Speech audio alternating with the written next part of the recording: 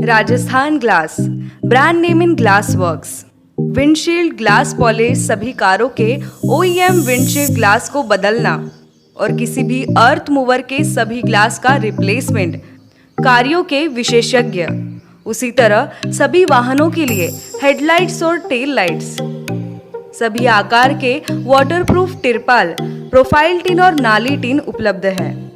साथ ही हम डील करते हैं Saint Gobain, XYG, Dura Tuff, FGP, AIS जैसे ब्रांड्स में भी और SRF, गरवारे वाटरप्रूफ तिरपाल, लूमेक्स, मिंडा, ऑटोगोल्ड हेडलाइट्स और उत्तम प्रोफाइल टीन जैसे ब्रांड्स में भी उपलब्ध।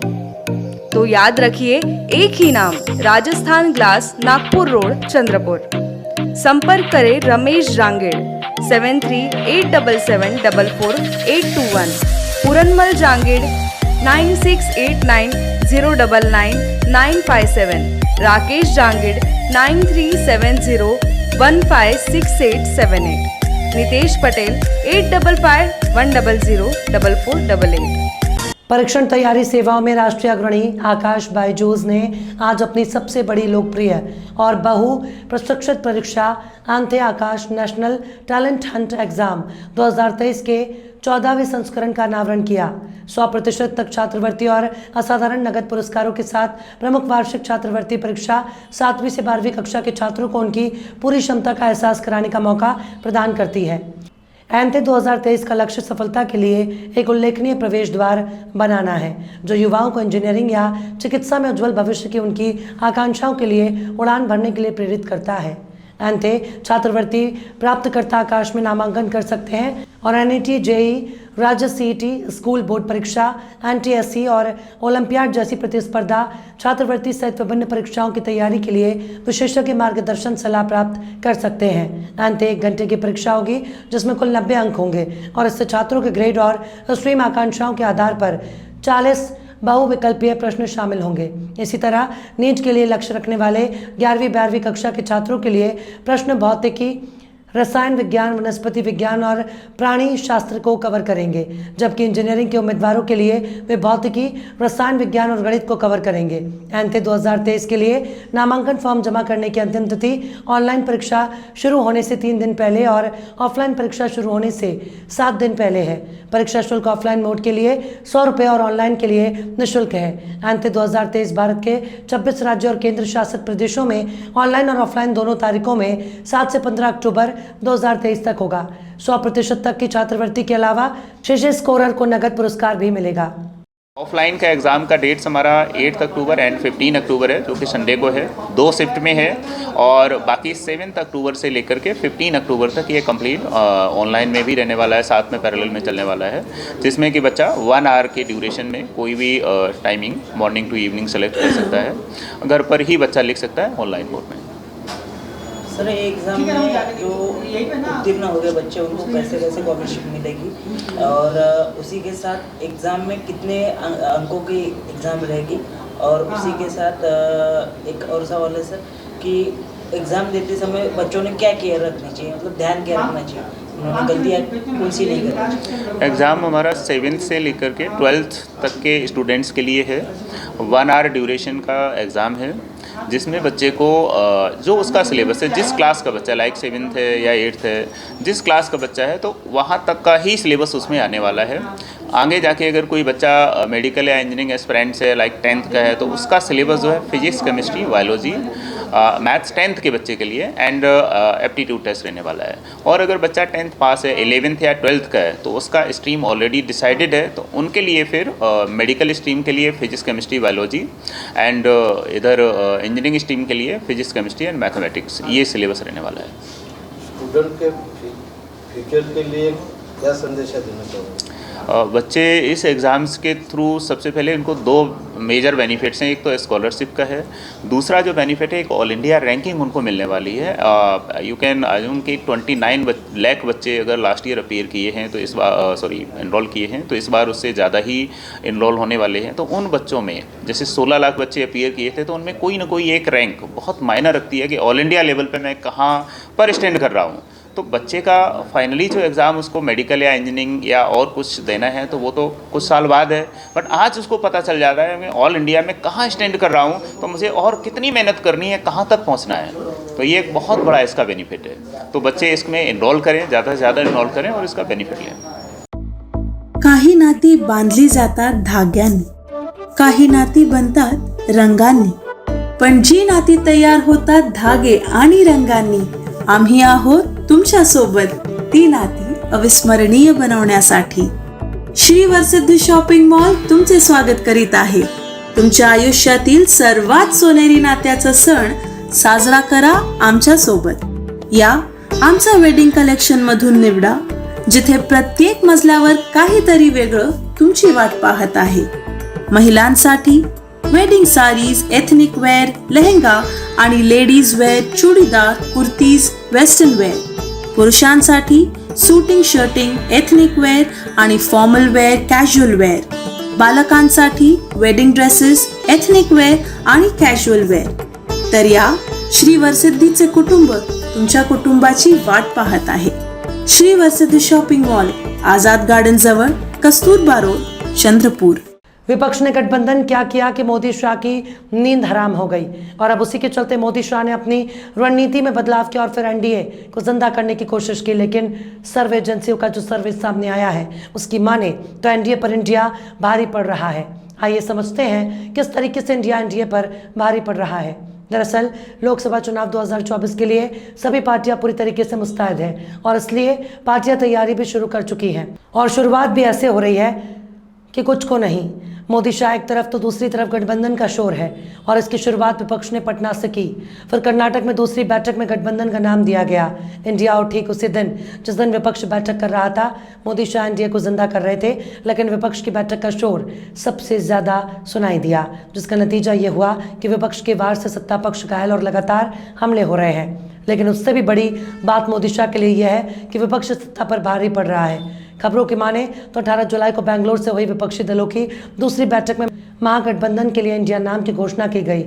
सर्वे के आंकड़ों के मुताबिक ज्यादातर लोगों का कहना है हाँ, बीजेपी को गठबंधन पर हमला करने में दिक्कत होगी। वहीं सर्वे कंपनी ने जब लोगों से दूसरा सवाल पूछा कि क्या आप मानते हैं कि विपक्षी एकता पर कांग्रेस हावी है, तो लोगों ने खुलकर कहा कि विपक्षी एकता के मंच में कांग्रेस हावी है। विपक्षी एकता के मंच को कांग्रेस ने हाईजैक कर लिया है। नागपुर के सुप्रसिद्ध अल जमजम रेस्टोरेंट की शाखा अब चंद्रपुर में भी, होटल अल जमजम गैलेक्सी।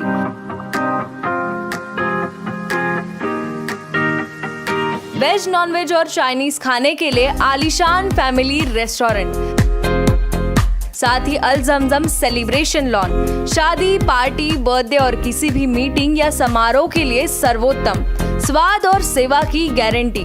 ज़ोमैटो, स्विगी और फूडीज द्वारा होम डिलीवरी उपलब्ध। संपर्क करें मोहम्मद जुबैर, बुरटकर सभागृह के बाजू, मारुति शोरूम के पास, Nagpur road, Chandrapur. Mobile number 9552227186, 9322899635। Nagpur में गोमांस तस्करों की मात्रा में बढ़ोतरी होने से अनेक छापे मारे जा रहे हैं। तहसील पुलिस को गोपनीय सूचना मिली थी अंसार नगर के एक मकान में अवैध गौहत्या चल रही है। मिली सूचना के आधार पर पुलिस ने छापेमारी कर आरोपी को गिरफ्तार कर लिया और गोमांस भी जब्त कर लिया। आरोपी के खिलाफ मामला दर्ज कर पुलिस आगे की जांच कर रही है। इस बारे में अधिक जानकारी पुलिस इंस्पेक्टर विनायक गोले ने दी है। तो पुलिस पथक में सर हमेशा की तरह इस बार भी सर गौमांस की कार्रवाई की गई है। उसमें सर एक आरोपी को हिरासत में भी लेने की जानकारी, क्या जानकारी है, कितने लोगों का मुकदमा रजिस्टर किया, क्या बताते हैं? तहसील पुलिस थाने के एरिया में अंसार नगर डोबी परिसर है, उसमें एक घर के अंदर गौमांस की कटाई हो रही थी और वो बेचने के लिए लेके जा रहा था, ऐसा जानकारी हमें मिली थी। इस दौरान हमने डीबी पथक और हमारे बीट मार्शल्स इनको आदेश दिया और मैं खुद वो पे रेड कार्रवाई के लिए गया और हमने घर में एक जाके देखा तो घर के अंदर कुछ गौमांस काट के रखा था। हमने डीबी पथक के साथ से वो आरोपी को कब्जे में लिया। उसका नाम है शाहरुख मुश्ताक कुरैशी, उम्र 23 साल, रहना अंसार नगर हाजी पटेल के घर के सामने। इस आरोपी को हमने हिरासत में लिया है और इसके ऊपर हमने गुनाह दाखिल की कार्रवाई हम कर रहे हैं। ये जो गौमांस मिला है 50 से 60 किलो का गौमांस रहेगा। हमने वो एनएमसी का अधिकारी को जानकारी दे के वहाँ पे हमने वो पूरा सुपुर्द किया है और आगे की रिपोर्ट आने के बाद में हम आगे की कार्रवाई कर रहे हैं। ये पकड़ा गया आरोपी का नाम है शाहरुख मुश्ताक कुरैशी, उम्र 23 साल, रहने वाला अंसार नगर का है। ये आरोपी अभी अभी इस धंधे में आया है और इसको हमने इससे पहला इनका क्राइम रिकॉर्ड हमने चेक किया तो इससे पहला इनके खिलाफ़ कोई भी अपराध रजिस्टर नहीं है। फिर भी हम पूरी जानकारी लेके आगे की उनके ऊपर कड़क से कड़क कार्रवाई करने की कोशिश कर रहे हैं। Kancha's Fast Food, most famous and best Chinese fast food center of Chandrapur. Best stays, outdoor and indoor sitting arrangements, best services at reasonable rates. We offer veg Manchurian, paneer Manchurian, veg chili, chili chana, chili paneer, veg noodles, Hakka noodles, Szechuan noodles, cocktail rice, paneer rice, Szechuan rice, fried rice. Available for home delivery, marriages and all other parties. Kancha's Fast Food, opposite Government ITI, near Varora Naka, Civil Lines, Chandrapur. Mobile number 7722008812. राज्य सरकार किसानों को आधुनिक सामग्रियों के उपयोग के लिए प्रोत्साहित कर रही है, लेकिन विधायिका प्रतिभा ताई धानोरकर ने सरकार का ध्यान इस ओर दिलाया कि जिले के साथ साथ राज्य के हजारों किसान सरकारी सब्सिडी का इंतजार कर रहे हैं। उनका जवाब देते हुए कृषि मंत्री धनंजय मुंडे ने सदन में तत्काल सब्सिडी देने की घोषणा की। विधायक प्रतिभा ताई धानोरकर के अध्ययनशील रवैये से राज्य के हजारों किसानों को फायदा होगा। राज्य में किसानों के लिए विभिन्न योजनाएं संचालित हैं। उनका लक्ष्य किसानों को समृद्ध बनाना है, लेकिन एक तरफ जहां राज्य में किसान कर्ज के कारण आत्महत्या कर रहे हैं, दूसरी ओर देखा जा रहा है कि सरकार किसानों को सब्सिडी देने के मामले में उदासीन है। इसके साथ ही चंद्रपुर जिले में कृषि यांत्रिकीकरण उप अभियान का भी यही हाल है। जब इस पर सवाल उठाए गए तो मुद्रित उत्तर में सरकार ने चौंकाने वाले तथ्य दिए कि राशि उपलब्ध नहीं होने के कारण अन्य किसानों को लाभ नहीं दिया गया, लेकिन मौखिक जवाब में मंत्री ने चंद्रपुर सहित राज्य के किसानों को तत्काल आर्थिक लाभ देने की घोषणा की है। इस दौरान विधायिका प्रतिभा ताई धानोरकर ने विधानसभा में किसानों का मुद्दा उठाकर सरकार को सवालों के घेरे में खड़ा कर दिया। इससे सैकड़ों हितग्राहियों को लाभ दिया जा रहा है और किसानों द्वारा प्रतिभा ताई धानोरकर को धन्यवाद दिया जा रहा है। प्रश्न क्रमांक 3 69,005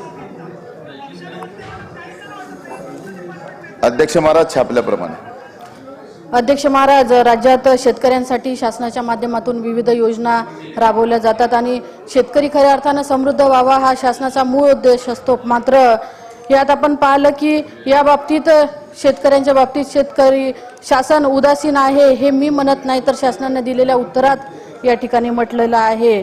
राज्यात एकीकडे शेतकरी या कर्जमाफीमुळे आत्महत्या करत आहे आणि दुसरीकडे आपण जर बघितलं तर मिळणाऱ्या अनुदानाच्या बाबतीत शासन उदासीन असलेलं आपल्याला दिसत आहे। तर अतिशय महत्त्वाचं अभियान म्हणून राष्ट्रीय कृषी अभियांत्रिकीकरण अभियान हे शेतकऱ्यांसाठी आपण राबवलं आणि त्यात आपण बघितलं की साधारणतः शेतकऱ्यांनी स्वतःचे पैसे खर्च करून सगळं साहित्य त्या ठिकाणी खरेदी केलं। मात्र मागील 4-6 महिन्यापासून या अभियानाच्या माध्यमातून मिळणारं अनुदान हे शेतकऱ्यांच्या आजपर्यंत शेतकऱ्यांना मिळालं नाही। तर सन्माननीय मंत्री महोदयांना स्पेसिफिक 3च प्रश्न माझे या संदर्भात आहे की उर्वरित अभिमन्यू पवार आपल्या जागेवर बसा।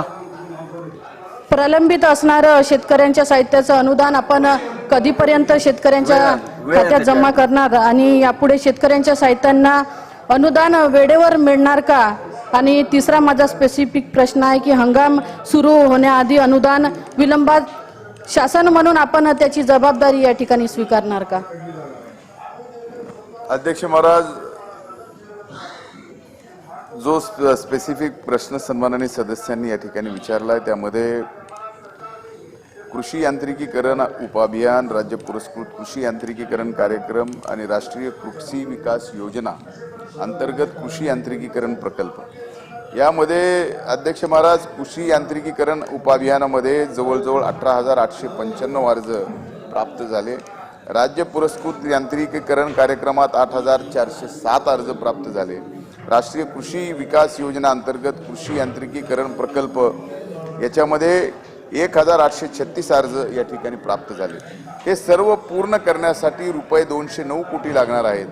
अर्थसंकल्पीय तरतूद अध्यक्ष महाराज या ठिकाणी 300 कोटी आहे, त्यामुळे पैशाची कुठेही अडचण नाही। राज्य पुरस्कृत तसेच रुपये 137 कोटी कृषी यांत्रिकीकरण उपाभियान करता असे एकूण 437 कोटी आहेत. चंद्रपूरच्या बाबतीमध्ये स्पेसिफिक त्यांनी जो प्रश्न विचारला, कृषी अभियांत्रिकीकरण उपाभियानमध्ये जे काही प्रलंबित मे 2023 मध्ये आहेत 383, त्याच्यात लाभार्थी 121 आहेत आणि 26/7/2023 अखेर प्रलंबित 262 आहेत. राज्य पुरस्कृत कृषी यांत्रिकीकरण याच्यामध्ये प्रलंबित मे 2 अखेर 181 आणि एकूण 117 अखेर प्रलंबित आणि 64 लाभार्थ्यांना आता पण त्यात लाभ दिले गेलेला आहे.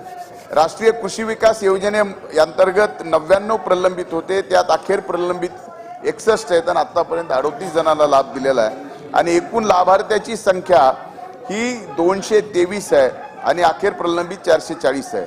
2023-24 मध्ये 137 कोटी रुपयाची तरतूद कृषी यांत्रिकीकरण अभियान केंद्र पुरस्कृत निधी मागणी केलेली आहे. राज्य पुरस्कृत कृषी यांत्रिकीकरण कार्यक्रमा मूळ तरतूद 2023-24 मध्ये 300 कोटी आहे आणि आज 300 कोटीपैकी 60 कोटीचा निधी प्राप्त व वितरित झाला आहे. त्यापैकी चंद्रपूर जिल्ह्यासाठी 1,19,00,000 निधी वितरित करण्यात आलेला आहे आणि चंद्रपूर जिल्ह्यात एकूण प्रलंबित 440 अर्जासाठी 4,38,00,000 अनुदान आवश्यक आहे आणि आपल्या पुरवणी मागण्यात अध्यक्ष महाराज हे झाल्यानंतर तात्काळ ते 4 कोटी सुद्धा आणि महाराष्ट्रातले सुद्धा या योजनेतल्या सर्व लाभार्थ्यांचे लाभ मिळाले.